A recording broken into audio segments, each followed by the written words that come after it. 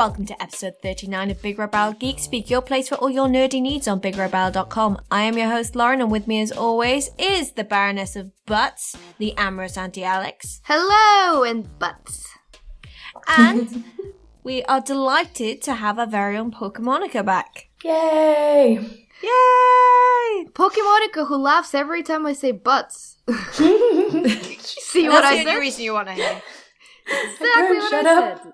I'm immune to your butts now, aren't I? Monica? I'm not immune. Butts.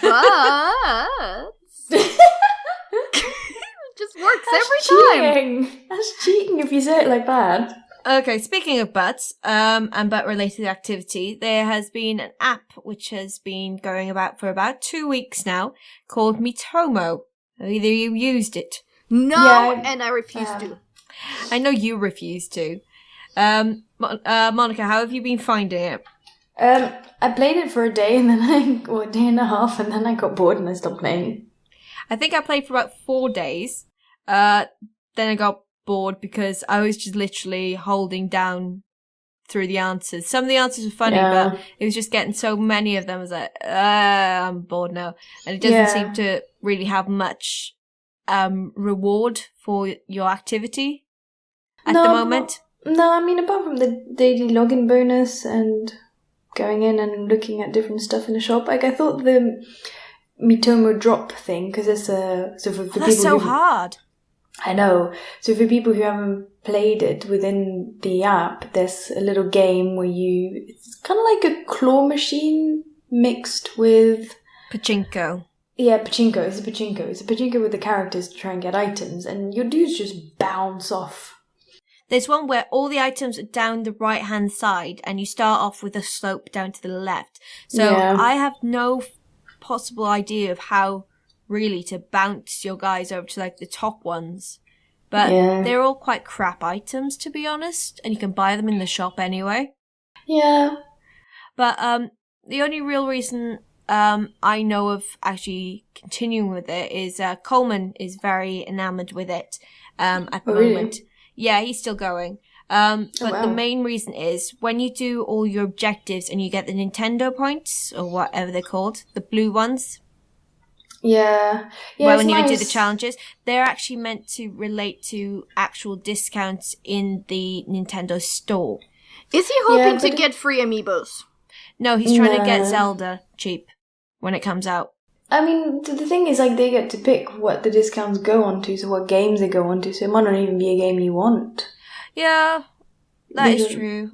Because right now there was like Zelda Picross and some other things, and because I looked through all the rewards and I thought like, oh, maybe if I play this a lot, I'll get some cool Nintendo points, and I just looked and went, meh. Also, it makes my phone heat up and it drains my battery like nobody's business, and it's really slow. You can use the power saving mode. Yeah, but then it does it's tell even you slower. Yeah, I just get bored, to be honest. Yeah, it's really badly optimized for a game that is essentially little avatars pottering around and saying speech bubbles. Well, it's their first game, in air quotes, so it's nice. Yes.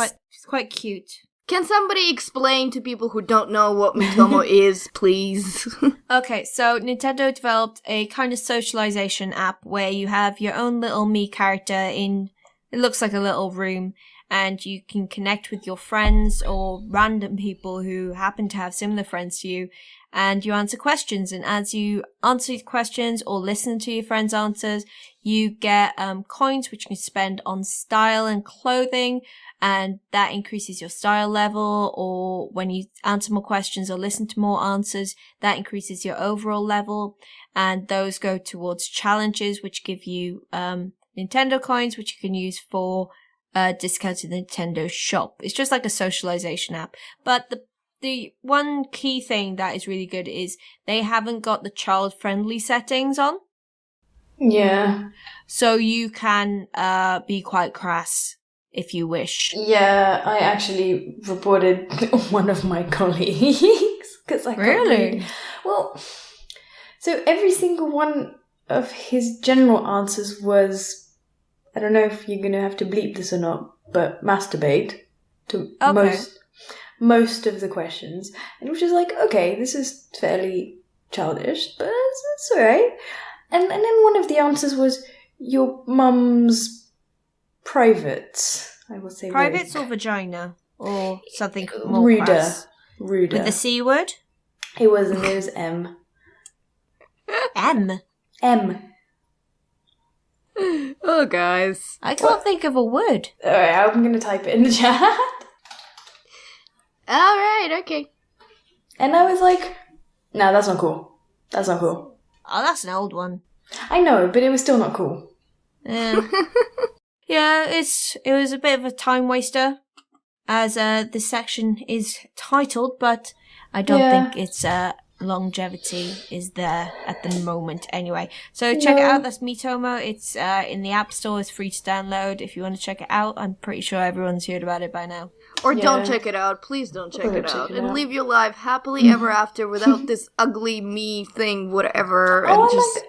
I think the Miis are quite charming, and I quite enjoy making my Mii, and I actually enjoyed that they made the effort to say your nicknames. And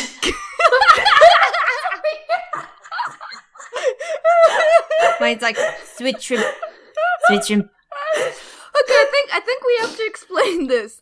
Yeah. So I wrote them. Wait. Yeah, no. Let me rephrase that a little bit. We're recording via Skype, and Lauren tends to use common Skype. So Monica typed that word that we're not mentioning in the chat, so we could see it, and then actually Coleman, not Lauren, reclaims, "You know I can see this message, just right?" Oh, I didn't even see that. Because that didn't ping for me, because I'm Coleman. He probably sent it from his phone or something. Yeah, he is signed in on Skype downstairs on his phone. or on my laptop. It's So his phone just pinged. And all he just said was... He must have been so confused. Oh, bless him. Oh gosh, that was worth writing in the chat, I think. Oh, it was amazing. I was wondering why you were laughing. I was like, I thought we were on what's funny about the nicknames and saying the nicknames. What did you do?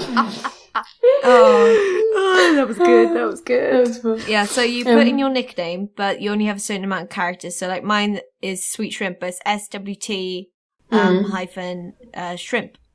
And I got really confused when I was typing it in because it said sounds like. It's like, what? And I kept hitting the button. There's a Sweet Shrimp. Shrimp. Oh, I can actually write it. Sweet shrimp. Okay, that's fine. They say it so weird. Mine, they go, Man. Hello, my name is Man. Like, no, I tried really hard to give it a space, but it wouldn't. Even if I put spaces in, it would still go Man. That's why I used the hyphen. Yeah, maybe the hyphen would work. Oh well. Yeah, I just loved how when Coleman's character came up, he's like, "Hi, my name is Dammit Coleman," but all what was written was Coleman, and I actually laughed for about 5 minutes from shock. Oh, bless him. He has a predilection to writing anal on most of his answers. Oh dear. Yeah. Report him too. I don't know. It's fairly innocent. It's not like that bad. It's not a swear word. Anyway, so that is our time waster of the week. This week has been quite a large event in London. It has been EGX Rezzed. So EGX Rezzed happened, and the BAFTA Game Awards, which Alex and I were lucky enough to attend. We are on a EGX Rezzed special episode of BRB UK this week, so check that out. But Alex, you have a few more games you would like to speak about.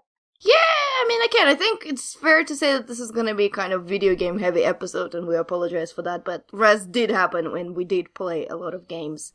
I apologize for nothing. Yeah, you were busy working. We were working too, technically, so... No, I apologize for nothing for talking about games lots. Games are the best. Okay, games are games are the best. So the 3 games that... Well, actually 3.5 games that I also played but I didn't speak on our EGX special podcast are, and the first one is called What Remains of Edith Finch, which is the game, by the sounds of it, is something that I would really, really like, because I like walking simulators. But it is a weird one. So I'm guessing it's like a story. So the demo that I had, you start by walking into this house and you keep transforming for time. So you are a person who tries to find what happened to Edith Finch, I'm guessing. And then at some point you are Edith Finch. And then you find out. Well, no, you don't in the demo, but I don't know. And then as an Edith Finch, you go into a room of someone related to her, I'm guessing, like a younger sister. And then you transform into her young baby sister, and you look for the story from her point of view, and that's where the story is bad shit crazy, guys. Language. Sorry, but come on, you'll see what I mean. So this girl, there was an argument, and she's locked up in her room, but she's really hungry, so she goes around her room and she starts eating random crap. So first, she eats I think like a dried up carrot from her hamster's cage. Then she goes and eats basically a tube of toothpaste. At which point I was like, oh god. Then it's even weirder. Then she transforms into a cat and she starts jumping from branch to branch tree trying to catch a sparrow. Then Hang on.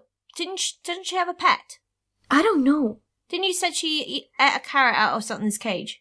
Yeah, but the hamster wasn't there. She just ate the hamster's food, which was dried and disgusting.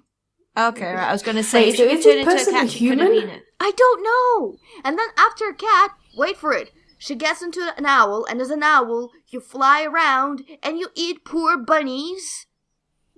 And then suddenly, you're a shark, and you're a shark on land, so you have to flop. Shark. You have to flop around down the mountainside into the water where you eat seals, and at first you bite the tail off seal, then you bite a little bit more tail of seal, and then you chase the seal who doesn't have tail and leaving a bloody trail for you to catch on. At least eat his head I'm not gonna lie. This just sounds like a really weird Old Spice advert. Yeah, I'm intrigued. I kind of want to play it though. No, you don't. And then after the only actually cool part of the shark that you turn into a sea monster is you start eating humans. And then as that sea monster, you end up in her bedroom again under the girl's bed, and that's pretty much where the demo finishes. But it's really, really weird, and it's not good weird. Not at all. I don't know. I'm really puzzled by that game. So, is this girl actually just tripping balls? I don't know. Probably. Yeah. Oh, yeah. First episode is called The Hunger of Molly Finch. Molly, a 10-year-old girl, wakes up starving. She's so hungry she starts imagining herself becoming different animals. As her hunger grows, she continues to eat bigger and bigger prey. I'm reading from Giant Bob article. Oh, I So see. she says imagines. So she's tripping balls. So she just... I know, but even so, I don't know. It was... collection. So what remains of Edith Finch is a collection of short stories about a cursed family in Washington State. I'm kind of intrigued because I do like the weird and the macabre and No. that kind of thing. The other thing is that when I was actually walking as Edith Finch, I didn't have an option to run, and God, she was walking very slowly. I was like, can you move to that door, please? I have games to play. Please move faster. I hate when characters move really slowly. Did you know that apparently originally the Division wasn't going to have the option to run? That's stupid. Really? Yeah, apparently that's true. Because they really wanted you to appreciate your surroundings. Yeah, but who in New York wouldn't run if they were being attacked? There is nothing to appreciate. Yeah, Aw, you I probably had fun with the Division. You probably didn't. I know I missed the rant episode. Yes, you did miss a rant episode. It was basically me talking for 20 minutes and Lauren snoozing in the background. Yeah, I just let her go. Oh, She needed to vent. I did need to vent out. I needed to let out all my feelings. Funny thing enough, after venting on the podcast, I went down and played 2 hours of Division because I'm a hypocrite. I saw you. You were level 20 something. I was like, wow. I'm level 19 actually. Come think of it. Look, the base won't build itself, okay? Alright, so Edith Finch should be Upgrade out. all of the things. Edith Finch should be out at some point in 2016. It doesn't say when. Nope. But I don't know. That first episode is really, really weird. I mean, if it's your thing, go for it. But seeing that seal swim without a tail was really disturbing thing. Okay, what's your next game? The next game is called Shadow Hand.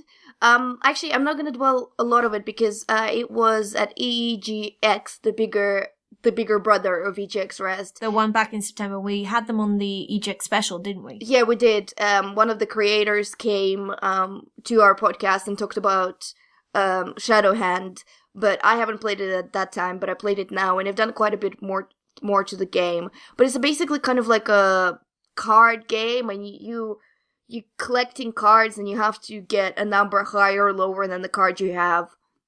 And you get more abilities under it, and then your characters gains different abilities that help you to collect cards, and then there is a fighting mechanic in it.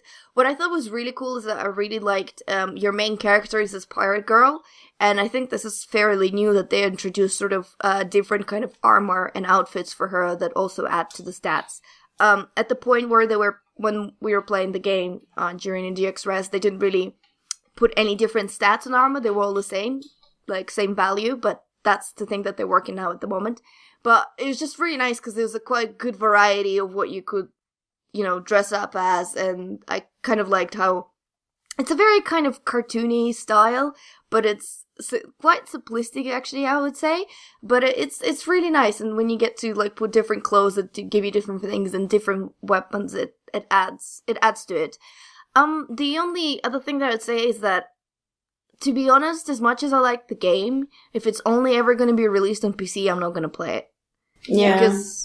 Because it's a really good game for handheld, for something to play while you're traveling, just to play 1 or 2 levels and go for a little bit of the story. But I'm not going to sit next to my PC and play like a card game.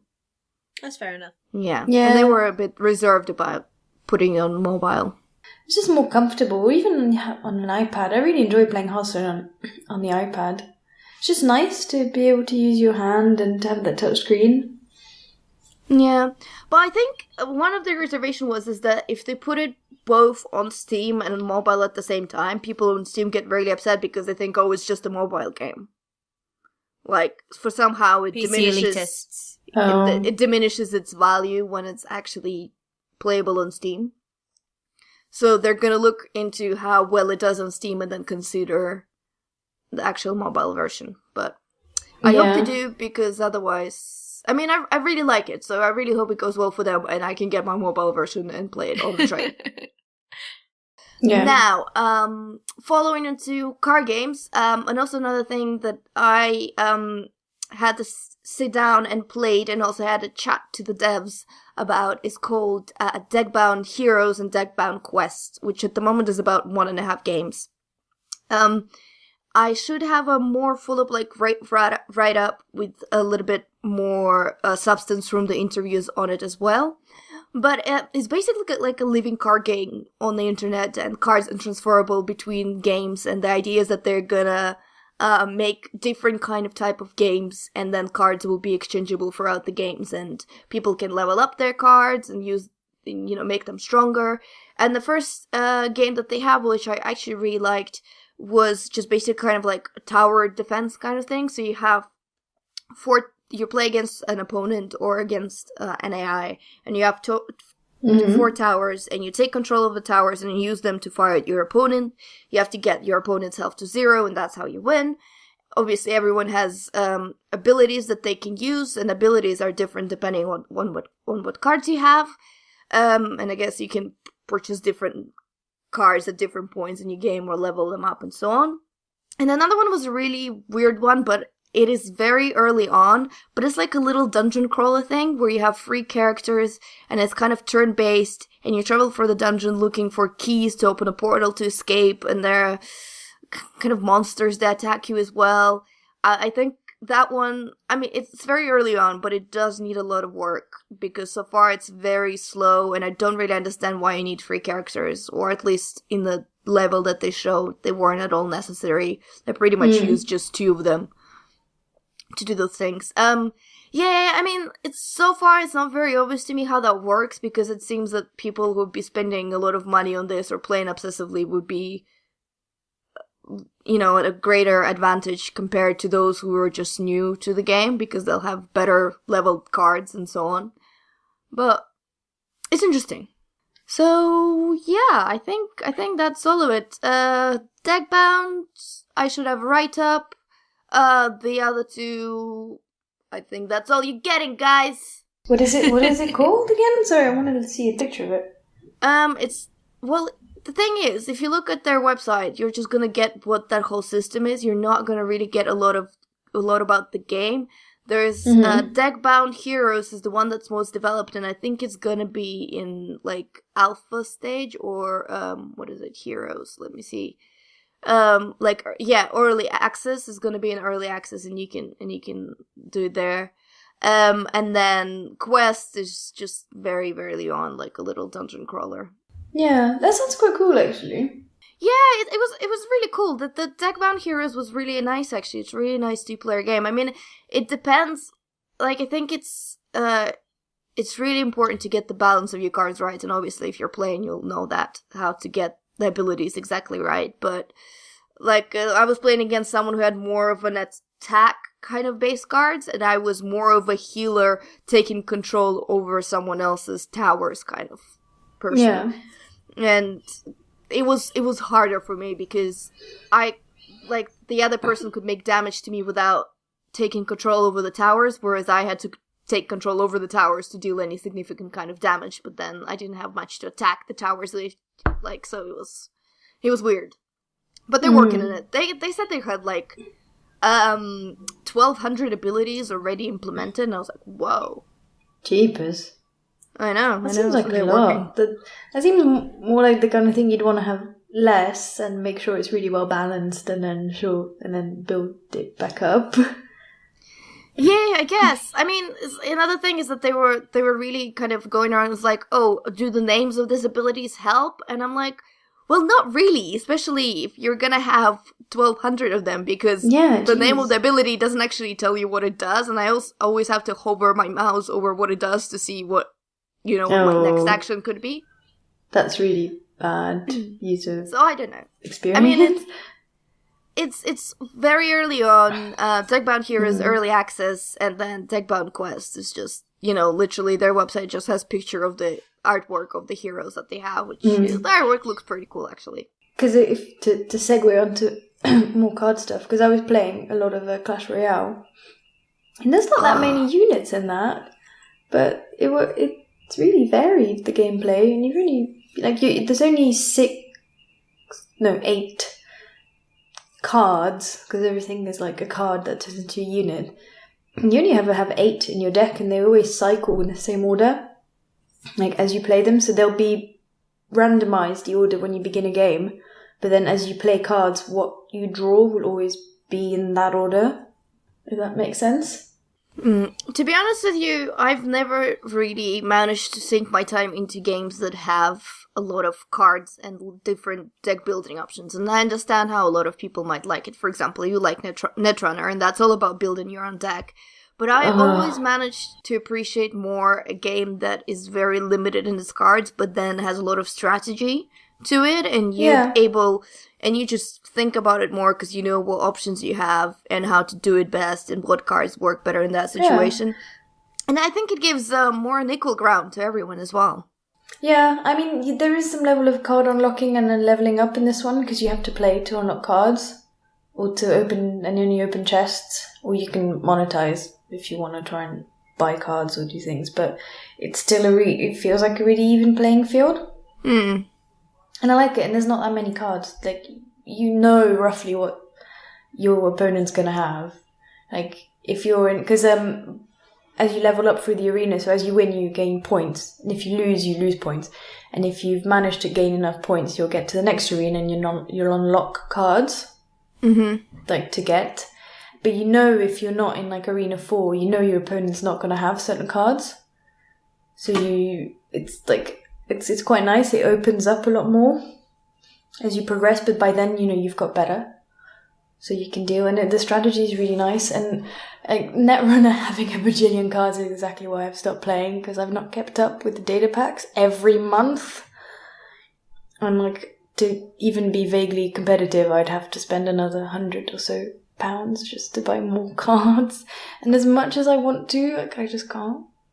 I can't relearn so many cards. Like, I roughly knew them, and I kind of knew the meta, and I kind of just about understood what was going on when I last played it last year.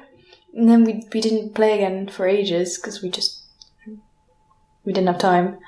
And now it's just like, there's just no point. I just can't. I don't have the time to invest.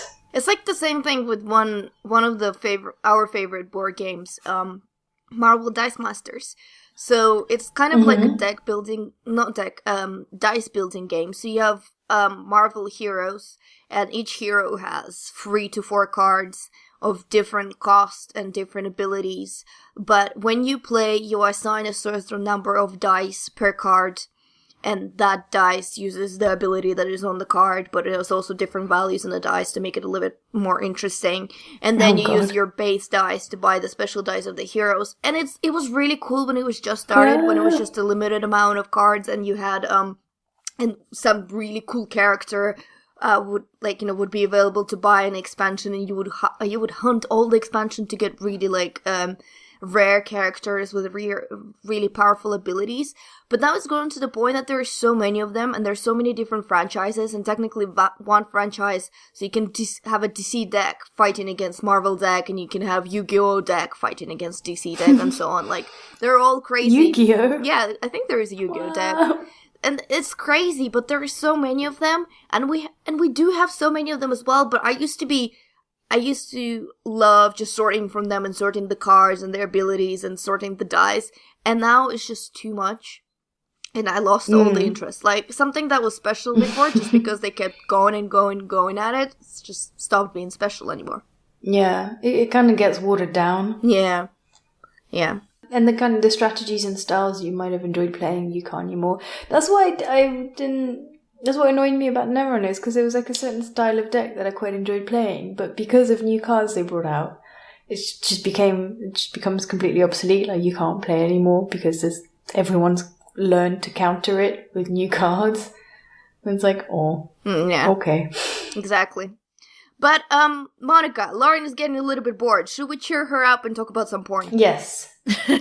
Yes. That is the thing. It's not quite Let us do the thing. It's fanfic. Well. Or erotica, if you will. Don't you dare call this fanfic. Oh. It's erotica, if anything, because... Yeah. It was so mundane. It was bad. And it was all the same thing. Porn has multiple positions and angles and squelches. Okay, wait. Just explain what it is, because now people are worried. Yeah. Okay, so, I can't actually remember who discovered it first. I did. You did. I was looking for a book for Ollie for his holiday. Yeah. Well, for And GDC. that's what you came across? What the hell were you searching, woman? Yeah. I was Googling video game books on Amazon Kindle shop. Monica found an author known as Hot Coffee, who has written 2 erotic choose-your-own-adventure books based in the crossover worlds. Book 1 is of Dragon Age, Inquisition, and Star Wars. No. Dragon Age Origins. Origins, sorry, my bad. And the second one is Halo and Mass Effect. Yeah. It's fair to say that none of us survived to Halo and Mass Effect. We gave up after book 1. Yeah. Yeah, we all read the first one. We've actually purchased it. It's about $1.79, I think, on the Kindle shop. It takes you about 20 minutes to read. Choose your own adventure. Monica read it a couple of times to find out the branching paths actually had a meaning. And did they? No. No, they did not. All roads essentially lead to finger banging. Yep. Yeah, that was pretty much it. Exactly the same. It's like, come on, at least if you'd varied something up. Then it'd be porn. But it was porn already. No, it was erotica. It wasn't fun enough to be porn. It wasn't very descriptive either. It was kind of a bit meh. Let me just tell you, reading on the tube wasn't very arousing at all. Fair enough.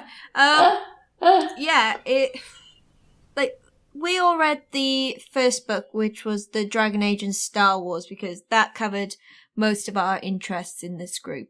Yeah. But the characters were female. But wait, the Star Wars, did you understand any of that? Because Dragon Age universe, I kind of got, I know all these free characters, I know the things that they mentioned, like Illuvians and Darkspawn, I know all these terms. the Star Wars bit, I was like, what the hell is going on? Who are these characters? What Star Wars are they referring to? I think What they is were this just universe? completely made up. Yeah, the characters were completely made up. I think the three. Yeah, it was all rubbish. The only thing that was really Star Warsy was the setting with like the Sith are after us, dark side. We have lightsabers. Woo! Yeah, like one of them's a bounty hunter or something. I don't know. One of them isn't a Jedi. I can't remember. I think two of them are Jedi. I didn't care enough about them, to be honest. No, but like. No, I was gonna say, I also found it really hard to understand which character I was at the same time, and like who on whose behalf I was making decisions in the book. I was like, who am I now? Confusing, and there wasn't enough of each, because it's like 20 minutes to read, and there wasn't enough of each character to actually make you care. And when I was reading, it's like, oh, they're about this character, but who's this character? I had to read back a couple of pages. Like, who are you? Oh God, I didn't care enough to read back. Like, yeah. Oh, she has this. I was just like, I'll just keep going. She has this special connection, like Jedi Force connection with this other one. So this one is jealous. All right, that's kind of out of the blue. I really don't give a poop. Where's the banging? It's almost like the author didn't know how to write. Maybe. Yeah. Could have continued on to the next book, see if it improved, but to be honest, I didn't. And I did leave a nice review on Amazon, so if you go to the Amazon page, I did tweet a picture of it. There is one single solitary review for that book, and it is mine. Yours. And it says, not enough dicks. No, clearly not enough dicks. Oh yes, God, because I started reading and then I was like, okay, wait, so this one's a girl. Alright, this one... so this one is also a girl. So there's two girls and then there's a third character. Keep reading. It's like, okay, so the third one, Jedi person, because it starts off in the Jedi, in Star Wars world, and spoilers, they somehow cross over into some weird portal, and then it's in the Dragon Age universe, and it's like, okay, so now we're gonna get some dudes, I guess, and then it's like, here's the first character. It's like, okay, let me Google picture her, because I don't know any of the Dragon Age people. And it's like, okay, she's a girl. Second Dragon Age character to appear is like Morrigan. It's like, okay, I know who Morrigan is. And then the third one is like, it's also a girl. It's just like, I see where this is going. Like, I'm all for lesbian-centric porn or erotica. That is fine. Yeah. But it didn't say anywhere in the description that it was just going to be lesbian-centric. And if you have that many pairings, why not do 2 men, 2 women, and a man and a woman? Or whatever species they are, of opposite genders. Whatever, just mix it up a bit. Don't just do all female, all banging all the time. All the time. Yeah, change it up, because it's just literally all finger banging for about 10 chapters. All of it. And it's like, and it's change it up so a bit. Get a tentacle in there or so... something. What was that, sorry? Oh God, no. But like, it happens so quickly as well. They're just like, I've said 3 words to you. I fell over onto your breast. Okay. I just healed you. Quick. Let's bang. I healed you. Let's bang. You're sad. Let's bang. There's a tree. Let's bang. That is legit what happened. Like, we are standing in the grave of the world. Oh, that is very sad. Let's have sex. Okay. But also the other thing, one of them was gravely injured, and then she miraculously recovers just to bang. Oh yeah, that's amazing. Through the power of the Force. Yeah, the Jedi could heal everything. It's like, where was that when Obi-Wan was with Anakin in the bloody volcano? He could have given him a brand new leg. No. Die in the volcano. Yeah. Look, guys. If you want some really good fan fiction, if you want some really good normal fan fiction or smutty fan fiction, Auntie Alex can hook you up. Just message me. She knows Tumblr. I will tell you, you will spend 0 money and you will have so much enjoyment, because some of the writers I know, they could have been writing, some of them, but the quality of their writing is so good they could be writing books if was their original property. Like, if that story wasn't based on Dragon Age or whatever, this could be a book, because that is the standard of writing. This is just something that we thought would be funny to do, and would be funny to read, but it turned out it wasn't either not funny, not sexy, not anything, and just very disappointing. Yeah, because it was choose your own adventure, it kind of tickled me, and I thought, that's gonna be interesting. Like, is one pathway gonna lead to Uranus and the other pathway is gonna lead to some cunnilingus? I don't know. I thought it'd be something a bit more interactive, but no, everything was a finger bang. Lesbians do other things. Sorry. That's apparently the only way lesbians can have sex. Or bisexuals. Just chuck in a 69. Oh god, Lauren's really thought about this. In all fairness, what disappointed me the most is that, so as you're reading, so even on the Kindle, you can press the screen to choose a response. And in the beginning, it was like, oh, so-and-so gets -1 dark side or light side points. So there was a whole thing. I was like, oh, well, this actually has, by like the first few sentences, like, oh, this has a cool, like, good and bad mechanic. I wonder if this will affect the kind of branching story arc. It turns out it really does, and it changes like the first 3 words of a sentence that isn't exactly the same. That's inspired. I went through and I was like, wow, so they just say one thing different and then everything else happens in exactly the same way. And finger bang. Yeah.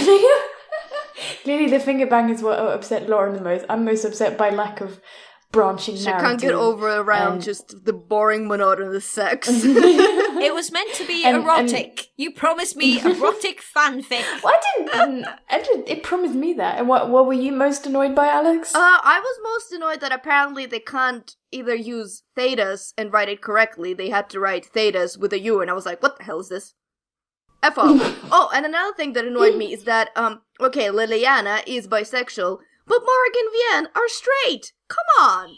Heterosexual, please. Let's use the correct vernacular. Oh, sorry. Heterosexual.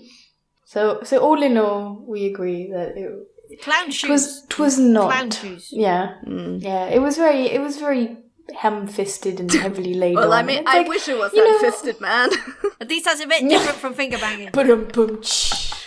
Yeah, so much with Alex, I think it was last week, watching terrible films on Netflix for your pleasure, and so you don't have to. We will read terrible erotic fiction so you don't have to. So if you have suggestions, tweet us, to be honest. We'll read them, as long as they're, like, not too long, not expensive. Like Lord of the Ring epic tales of, well, hopefully not finger banging. Yeah. It was a strange one when Monica sent that over. I was like, guys, you need to read this. Like, okay. I tweeted it. The picture being like, hey, look what I found on Twitter. That. And then you guys were like, oh, maybe Alice was like, oh my god, we have to read this. It looked like the most amazing thing ever. Oh, the cover of the book looks great. It's all pixel art, so it looks quite cool. Yeah. But, no. But the second book, does have some heterosexual pairings, which I believe is, well, Master Chief and Cortana's there. I don't know if they bang or not. No, they have to bang from someone with Mass Effect, clearly. I don't know. I'm kind of curious to see who they will have. Did you buy it? The thing is, because I bought both at the same time. Yeah, I bought both at the same time, so it's on my Kindle. Can a brave soul venture on and just write a quick synopsis somewhere so we know who bangs who, because apparently we're not interested in anything else. That is legit all we care about. We have come to realize that the rest of the story will probably not be very good. To be honest, I'm not going to purchase it, to be honest, but if I had access to the book, I would just hit the bottom until I get to bits that seem, because it was about chapter, because there was 3 chapters for Star Wars and 3 chapters for Dragon Age, and then the interactions commenced. Yeah. So interaction. So I'd probably skip to about chapter 7 just to go, okay, so, and then stop. Yeah, just to see what happens and if it's a bit more inspired than the first book. Okay. But since we have time, can I talk about an actually good choose your own adventure-ish kind of game? Is it Goosebumps? Sure. No, it's not Goosebumps. Oh, okay. It's called Regency Love. Oh, yes. You have been mentioning this. Look, I spent 3 days walking around a big expo with Lauren. She's sick of hearing Regency Love by now. Yeah. Oh, you should play that. No, don't. No, I don't want to play that. It's a little dating sim, mainly text-based, by a little studio called Tea for Free, which are 2 female developers, and they basically did everything by themselves, but they were actually inspired by, like, Baldur's Gate and Dragon Age 2 dialogue to do the game. And that game just spurred me on, like, massive Regency hype. I'm reading Pride and Prejudice now at the moment after watching the TV series and the god-awful movie and watching Emma as well. What, like the old ones? Yeah, all of them. The TV series was brilliant, the BBC. No, she likes the Pride and TV Prejudice. series. She doesn't like the movie. Okay. I don't like the movie Oh, much. yes, no, that movie was awful. Yeah, That's why I missed okay. it. And the book is great. And the book is great. No. Yeah, I have a very old copy of it, which was published in like 1966 or something, and it's so beautiful, and I feel that's lovely. Yeah. So, Regency Love is really, really fun. So, you choose your character, who's kind of Elizabeth Bennet kind of style character from Jane Austen, and you're in this little village of Darlington, and things happen, and suitors come along, and you choose all your different conversations, and you go around. Now, granted, this game might not be for everyone, but I'm a great fan of kind of romance stories and romance games, so, you know, I persevered for it, and I ended up in romance with this Mr. Ashcroft. It was all very, very civil. I'm a married woman twice now. You know, not all my video game boyfriends break up with me, okay? Bigamy! Bigamy! Yeah, but I thought that it's just, you know, it has beautiful artwork. Obviously, it's written in kind of Jane Austen style, so it's very long sentences and a lot of my dears and so on. I keep frightening him that I'm gonna start calling him my dear Mr. Hibbs all the time. No, you should. Please do that. I should, but I keep forgetting. Dearest Mr. Mr. Hibbs, you must take me. I'm going to tell Coleman to do that on BRB UK this week then. Oh god, yes. Do it. Yeah, so I think it's about £3 on iOS. Unfortunately, it's not available on Android because they don't have money to put it on. And basically 3 of them just designed the game in their spare time. So, you know, whatever you have. But it's a really cute game. I mean, I don't really know how to promote it to others because if you're not interested in dating sims, which most people I suppose don't, and you don't really like your text-based like adventures, this is not something you're gonna enjoy. But this was just a kind of really nice reading experience for me, and I like reading books. And there's quite like a few mini games in the game, so you got to play Hangman, which they tell you like different passages from Regency era books, and you have to figure out the words by playing Hangman. And they also go through kind of proper rules and manners of that period, and they give you little quizzes. And then depending on what your answers are within the game, you gain kind of like quality points. So I can be like amiable, gluttonous, like forward or whatever, and I get points for that. And I also have motivation points that I can spend on like reading, writing and whatever, and spending motivation points on those qualities unlocks further levels and so on.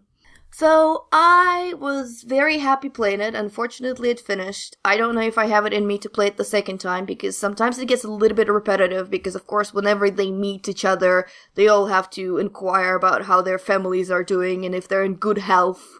And how good the weather is, and that we have to go outside there to look at some hats. And sometimes it gets a little bit too much. I'm like, look, to this character, look, I've said like about 20 times that I'm really good friends with your sister and I really care about her. I mean, how many times can I talk to you about this? Well, that's what people talked about. That's what people talked about back in the day. There was nothing else to talk about. It's like, oh, have you seen so-and-so? Yes. It's raining. Is he dead? Yeah, is he dead? Oh, is he dead yet? No, not yet. It's like, oh, okay. Is it raining yet? No. Oh. This is Lauren's feelings on this particular conversation. Is it dead yet? Is it dead yet? I don't mind dating sims. It's just I can't stand Jane Austen overall. I got beat around the head with it in school. So much so that I can only enjoy it really with the introduction of zombies, as I discussed a few episodes ago. So, yeah. And this is coming from a girl who's played a sushi dating sim. Oh! What? That sounds delicious. It's quite odd. I found it on the App Store, the Google Play Store. The first episode was free. I didn't get through the first episode because it was quite strange.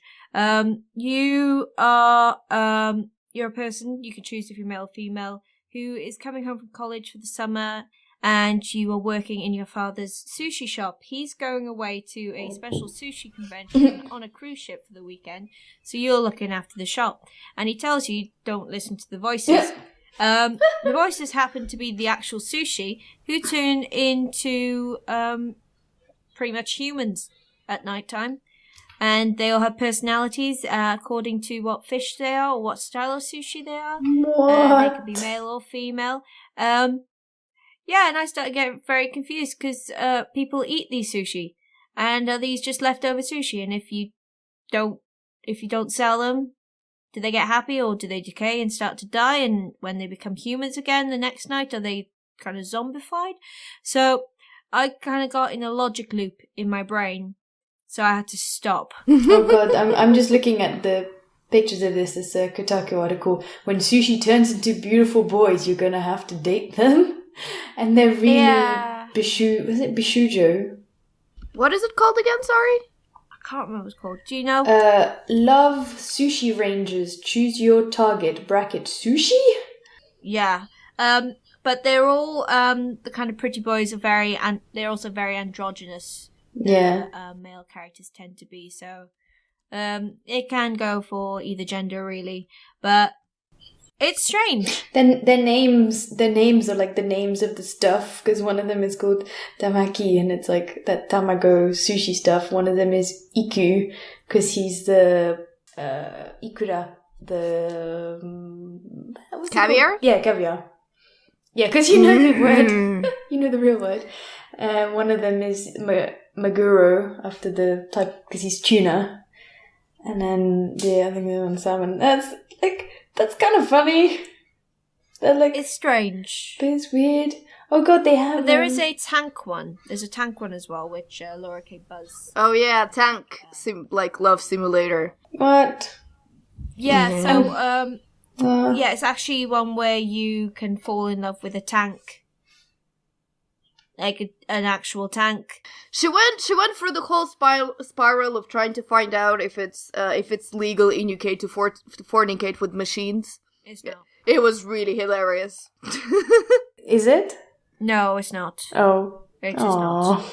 In the States, though, you can marry your machine. Wow. Which is weird. That happy Mr. and Mrs. Bicycle. Yeah, so... Sorry, I'm just reminded of something from the weekend, and if I do not say this, I may regret it.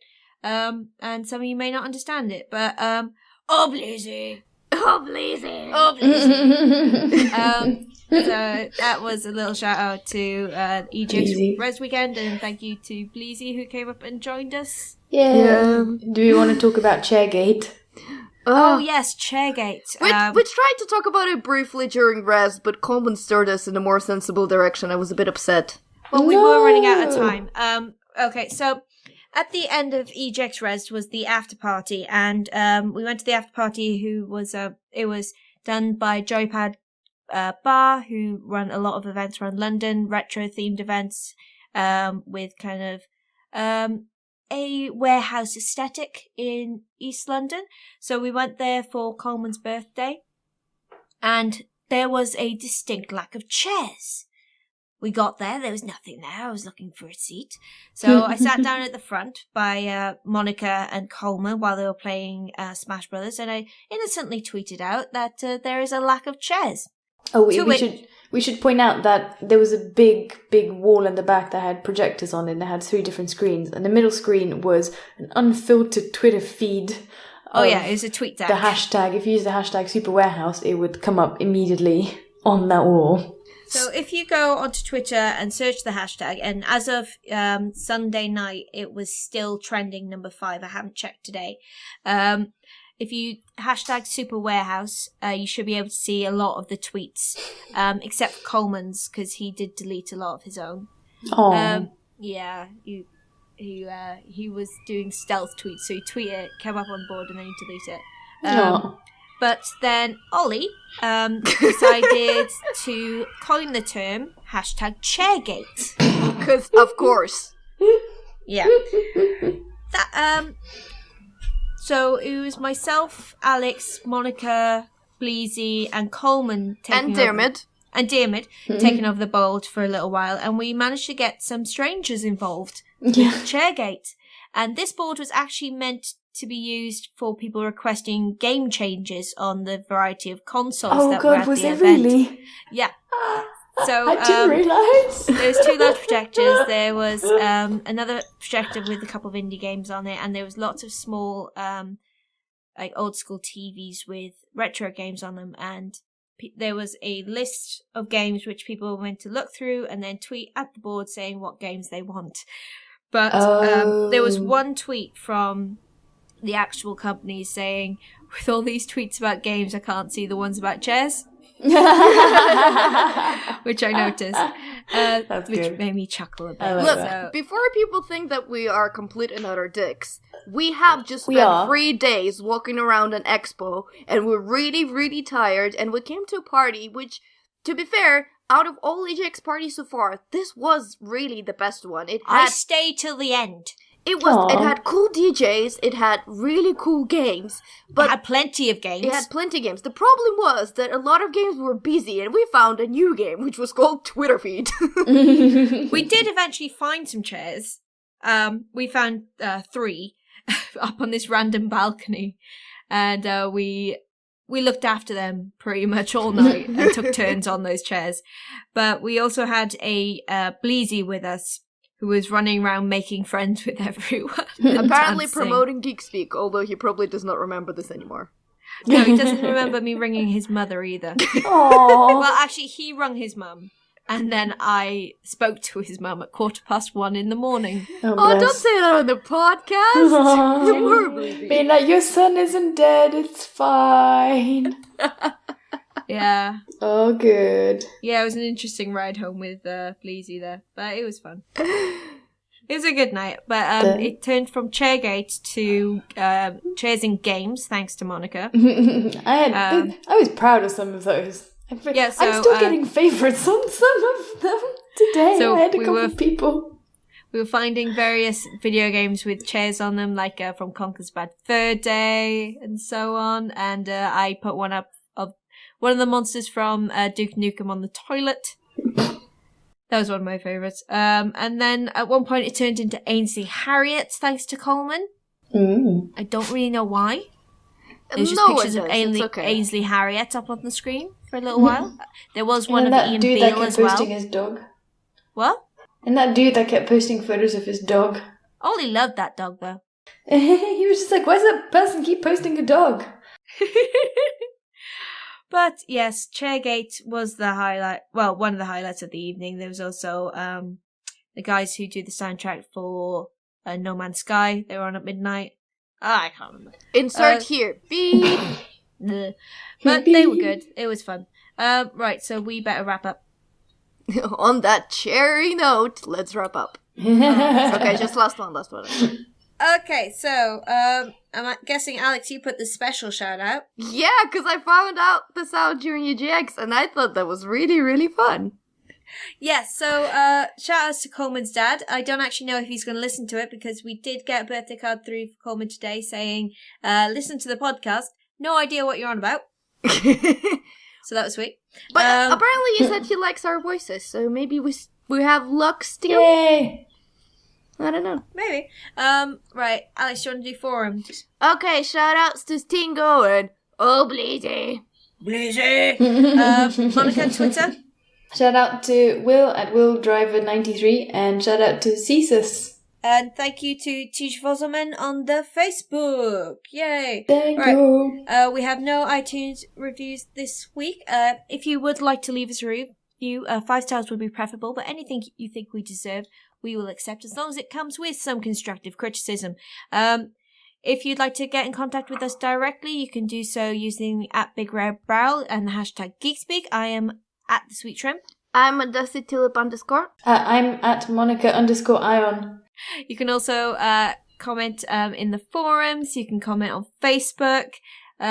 If if you are in London on a Tuesday, you can come along to Tabletop Tuesday. Every week we have a new featured game, and you could win that game that very week just by playing it and letting us know. You don't even have to win that match. Just let us know, and then it gets put into a prize draw, and you could win it by 10:30 that evening. If you go to the front page of BigRedBarel.com, top left-hand corner, there is a static post telling you all about the game of this week and where you can ask any questions you might need. Have I missed anything? Well, there's also a very snazzy BRB Gamer Night group, so come and join and play some VJ games with us. Yes, that was started today, actually. So check that out. That's being run by Kev from Big Red Barrel Cast. Go say hi. He also does Big Red Buddies, and he's been doing a lot of Dark Souls this week, I think. Yep. Oh, and that group is on Facebook, by the way. Sorry, because I didn't say. So the Big Red Barrel gaming group on Facebook. Check it out. If you go to Big Red Barrel's Facebook group, it will be linked on there. Okay. So for episode 39 of Big Red Barrel Geek Speak, I have been Lauren. I have been Butts. And I have been Pokemonica. And we bid you goodbye. Bye! Butts.